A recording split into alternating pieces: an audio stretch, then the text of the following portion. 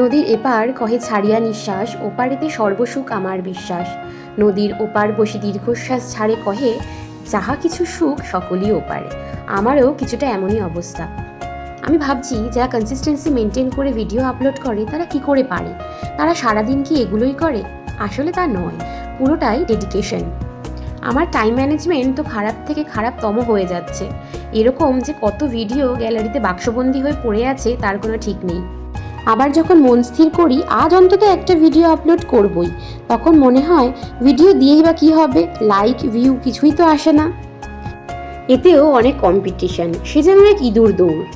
তবে এক্ষেত্রে আমি বারবার ব্যর্থ হয়েও আবারও ফিরে আসি নিজের অস্তিত্ব টিকিয়ে রাখার লড়াইতে।